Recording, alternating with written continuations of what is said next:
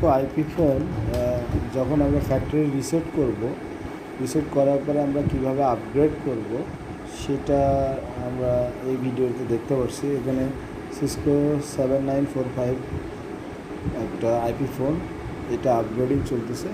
এটা হিগভিশন একটা পিওই সুইচের সাথে ডিরেক্টলি কানেক্টেড করা হয়েছে। আমার সিসকো আইপি ফোনের যে সুইচ পোর্ট আছে সেই সুইচ পোর্টের সাথে, যেখানে 10/100/1000 লেখা আছে, এই পোর্টের সাথে আমি কি করছি, আমার সুইচের সাথে কানেক্টেড করছি, পিওই সুইচের সাথে, যাতে আমার ডিভাইসটাতে পাওয়ার পায়।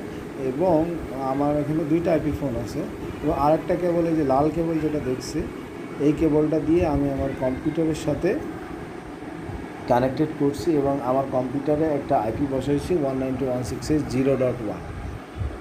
হ্যাঁ, 0.1 একটা আইপি বসাইছি। এরপরে আমার টিএফটিপি ভিতরে টিএফটিপি যে লোকেশনে আসে সেখানে আমি আমার আইওসটা রাখছি এবং আমি আমার লক ফাইলগুলো দেখতে পাচ্ছি। এই যে আমার লোকেশনটা দেখাচ্ছে যে টিএফটিপির লোকেশনটা কোথায়, যেখানে আমি আইওসটা আপলোড করছি। সো এটা আমার কনফিগারেশন, টিএফটিপির কনফিগারেশন, যেখানে আমি আইপিটা সেট করে দিচ্ছি যে আমার 192.0.2 থেকে আইপি পাবে এবং 5টা পিসি বা 5টা ডিভাইস আইপি পাবে। এবং আমার সেটিংসে যে আমি নিচে বাইন্ড টিএফটিপি আইপি অ্যাড্রেস এটা সিলেক্ট করে দিছি। রাইট, 192.168 এটা আমার গেটওয়ে। আমার এটা কম্পিউটারের নেটওয়ার্ক ইন্টারফেসে বসানো আছে। সো এরপরে আমি যখন ডিভাইসটাকে রিসেট করার জন্য প্রথমে হ্যাশ বাটন বা পাউন্ড বাটন চেপে ধরে ডিভাইসটাতে পাওয়ার দিতে হবে।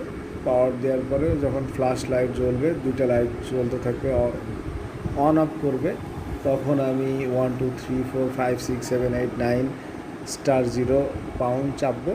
পাউন্ড চাপার পরে আমার টিএফটিপি থেকে, যেহেতু ডিএসসিপি কনফিগার করা আছে টিএফটিপির ভিতরে, টিএফটিপি থেকে আমার আইপি ফোনটা একটা আইপি পেয়ে যাবে। এরপরে দেখেন আমার কনফিগারেশন অলরেডি আর আইওসটা আপলোড হয়ে গেছে এবং আমার ডিভাইসটা চলে আসছে। এখন ডিভাইসের ইন্টারফেসটা চলে আসছে। সো আমরা খুবই সহজে ফ্যাক্টরি রিসেট করার পরে আমরা ডিভাইসটাকে আবার পুনরায় আইওস আপলোড করতে পারি। তো আপলোড করার জন্য যে জিনিসটা মনে রাখতে হবে সেটা হলো যে আমাদের ফোনটাকে চেক করে